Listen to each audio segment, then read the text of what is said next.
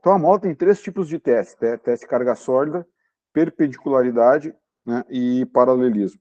A teste de carga sólida é o teste aquele que a gente vai comprimir a mola quase que as espiras encostando. Imagina um cartão de crédito entre as espiras, né? Seria mais ou menos essa distância, assim, como referência. Então, logicamente, que eu vou tirar a mola da válvula, vou fazer a medição do comprimento dela, né, anotar o comprimento dela, e depois eu vou submeter ela a uma carga. Essa carga, por que se chama teste de carga sólida, né? Porque a ideia era que se aproximar muito do comprimento sólido, seria como se não houvesse espaço entre as espiras. Então, a gente vai encostar lá, encostar não, vai aproximar as espiras, evitar encostar, e vai deixar 15 minutos ali ela comprimida. Depois solta e faz a medida em seguida e compara os valores, tá? Não deve ser, a diferença não deve ser superior a 0,5% do comprimento, tá? Então, e aí, se isso aconteceu, isso representa a fadiga de mola. Agora sim, lembra que eu falei lá no teste inicial, recebimento, que a gente observa 3 repetições, se ela repetiu, está tudo certinho, abriu certinho, não há a necessidade de fazer esse teste, tá? Porque esse teste, além de perigoso, né, de danos ao profissional, né, ao mecânico, ele pode também quebrar a mola, danificar a mola, enfim. Então, é um teste assim que tem que ter muito cuidado para fazer. Então, não há necessidade se tem repetitividade. Agora, se não tem repetitividade o ajuste da válvula, aí sim vale a pena pensar em fazer esse teste, tá? Então, o teste de repetitividade é bem conclusivo referente à mola, tá? Mas essas molas não tem carga cíclica, não é? Não tem. Quer Então, dizer, não dá para dizer, porque assim, se ele ficar abrindo, vai ciclar, né? Mas a ideia é fazer uma abertura, depois fechar e pronto. A ideia é ela não ficar alterando. porque se ela tiver também, como você falou, abrindo e fechando, então quer dizer que o processo está falha, né? Então, Sim, o processo está oscilando, isso aí. Ah, Então, aí, por exemplo, ela está fazendo a função dela, despressurizar, paciência, daí ela é a função, não tem o que fazer, né? Mas, assim, para a fadiga da mola, aí é o efeito da temperatura, é um ajuste inadequado, né? Então, assim, a mola, normalmente, quando a gente calcula a mola lá, né, a gente vai fazer aqueles cálculos, é de praxe pegar de 15 a 20, 25% do total de compressão dela, tá? Trabalhar com essa faixa aí. E aí, então, não é recomendado, são recomendações de fabricantes, inclusive no guia do IBP, né, tem um parágrafo que fala sobre isso, que não é recomendado que se altere a pressão da mola, da válvula, com um valor muito diferente de mais ou menos 5% do valor da qual a válvula foi projetada. Então, vamos lá, se eu tenho a pressão de especificação de 10 bar, tá? O que seria ajustável aí? Seria de 9,5 até 10,5. Fora isso, já não é aconselhável, tá? O que pode ocasionar isso? Quando a gente faz um ajuste inferior, 9,5 para baixo, nessa minha pressão sugestiva, o que acontece com a mola? Ela pode ficar instável, ela vai ficar fora da sua área, então ela não vai ter uma boa estabilidade, não vai ter a compressão adequada, ela pode apresentar vazamento da estanqueidade, pode dar uma instabilidade na abertura. Então, são coisas que podem acontecer mexendo no diferencial de alívio, tá? Pode até afetar isso tudo. Quando eu faço o contrário e eu vou comprimir ela mais, eu vou estar mexendo na capacidade de descarga da mola. Eu posso estar comprometendo a capacidade de descarga da mola.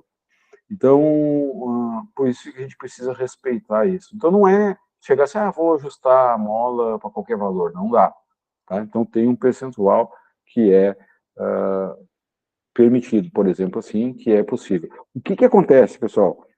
Muitas vezes, tá? Esse percentual, como eu falei, tá? De 15% a 20%, 25% do curso da válvula. Só que, às vezes, o fabricante, quando ele vai especificar lá a válvula para o cliente, ele vai pegar uma determinada pressão e ele vai escolher uma mola. Pode ser que nessa especificação a mola não fique em 50%, mais ou menos 5%. Então, pode sair um pouquinho dessa região, tá?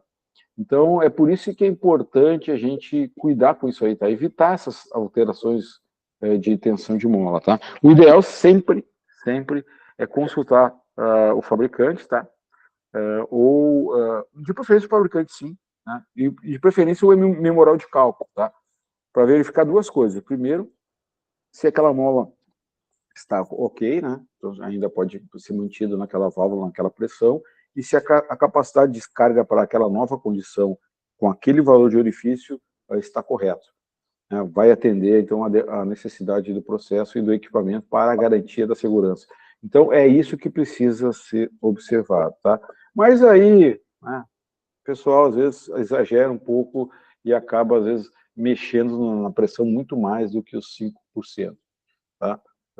Logicamente, tá, não é o caso de Braskem, acredito eu, mas outras empresas de menor porte, muitas vezes, por desconhecer, falta de pessoal capacitado, altera. E aí eu recebo a válvula já alterada, né? Como é que eu vou identificar isso? Eu posso identificar através da plaqueta que o fabricante cola, fixa na válvula. Então, essa plaqueta vai ter a pressão na qual a válvula foi projetada, ou selecionada, ou especificada. Então, isso é minha referência. Se isso sumiu, se essa placa sumiu, aí é um problema.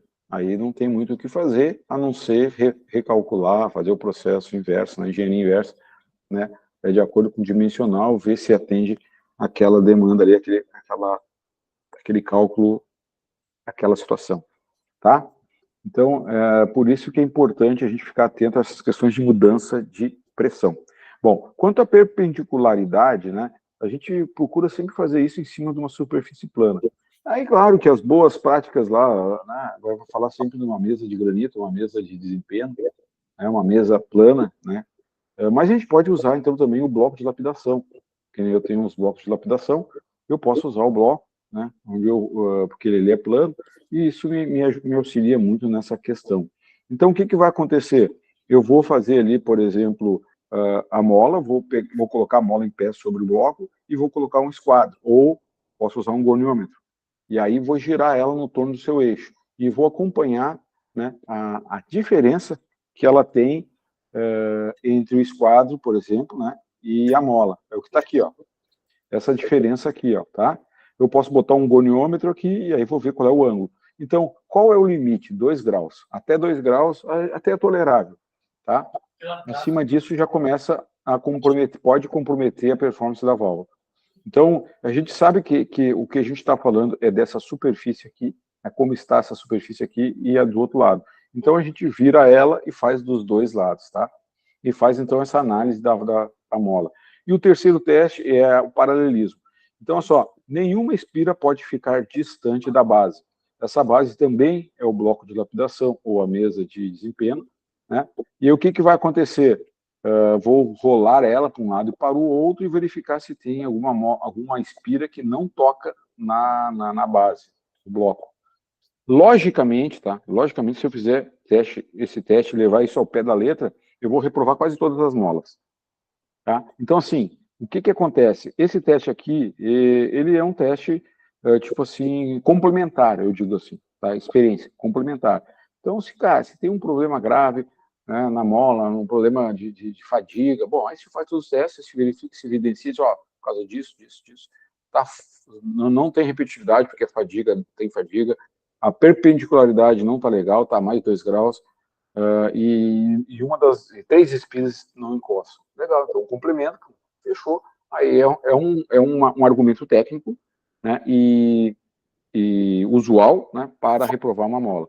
Agora, se for só isso, não dá para reprovar a mola só por causa disso.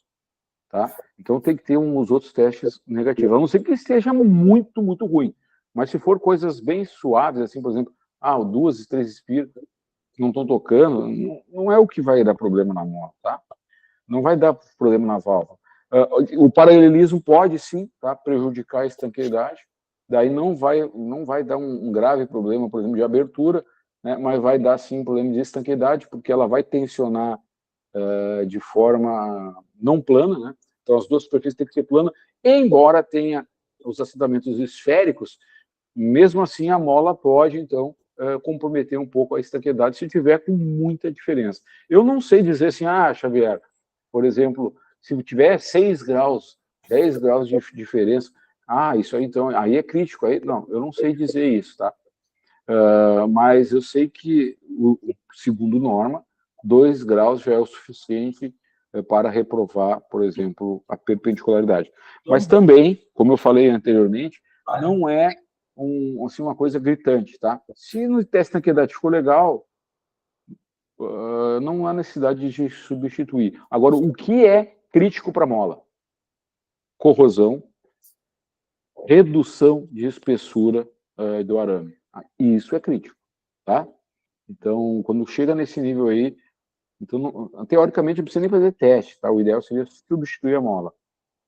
Xavier, não tem a mola, não se previu isso aí, não sabia que ia acontecer, barará, coisa e tal. Tá bom. Então, o que tem que se fazer? Se a prova, por exemplo, não é o ideal, não é legal, tá? Mas numa emergência, se aprova condicionando a troca da mola quando a válvula, por exemplo, quando a mola chegar, tá? Claro que eu sei que tem processos que não para, que fica difícil de remover, né? Então, não é tão simples assim, ainda mais na petroquímica, mas isso seria o ideal, tá? Então, se pensar nisso. Por isso que às vezes é importante ter ou sobressalente de molas, né, porque assim, não é uma mola não é um sobressalente que vale para qualquer uma, não é universal, né? É mais específico de válvula para válvula. Mas se é uma posição de um processo que é bem crítica, seria interessante, né, alguns sobressalentes de algumas válvulas de alguns equipamentos, tá?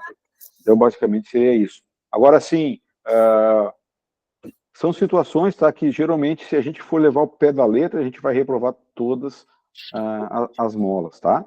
Ficou claro essa questão? Não sei se vocês já aplicam esses critérios assim, se pensam nisso, como é que funciona aí? Poderia me passar um pouquinho, só uma noção?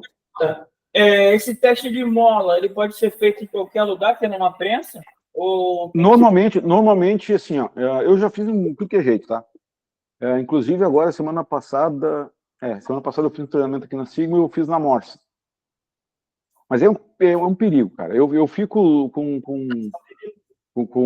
o medo, tá? Porque, cara, aquilo pode soltar. Então, o que é o ideal, tá? O ideal seria, por exemplo, colocar o suporte da mola, colocar numa prensa e ter um anteparo para, se caso romper, escapar, ele não vá se projetar em cima de ninguém, tá?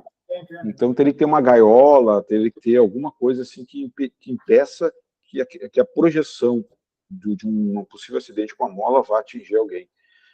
Com isso, é isso aí, tá? É um teste que pode, sim, danificar a mola. Por isso que eu acho que é perigoso. Mas, cara, já fiz de tudo, de um monte de jeito, né? Para poder testar. No início, assim, temos que testar a mola.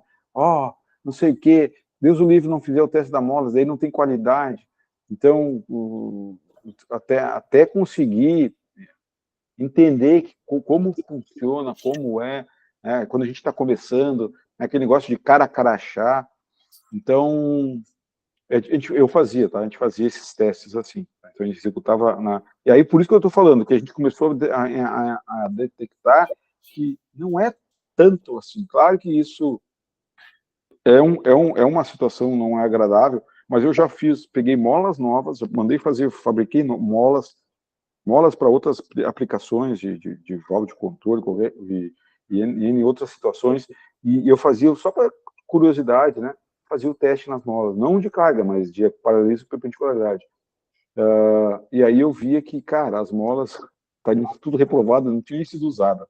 Então, são coisas, tá, que são, como é que eu vou dizer assim, a palavra certa? Seria assim um preciosismo, né, se a gente levasse isso ao pé da letra, tá? Eu não sei, tá? Até das minhas ambições aqui na questão de VR, tá? Para verificação de válvulas válvulas de válvulas, manutenção em válvulas, né? Então, ser o verificador de válvulas, tá? Justamente para pegar esses detalhes, para ir mais a fundo, para verificar como é o comportamento, para ir fuçar nesse negócio aí, sabe? Ir mais profundamente. Então, para ver até o quanto isso vai impactar realmente, né, na válvula. Então, conversar com as pessoas que criaram alguns métodos aí para poder desenvolver mais ainda o conhecimento. Mas são coisas que a gente precisa sempre estar pesquisando. Então, baseado na experiência atual e no que a gente tem no mercado hoje, não é tão crítico, tá? Então, eu diria que não é uma coisa assim que vai ser conclusiva. Mas, né, sim, vai ajudar se a gente tiver os três testes reprovados.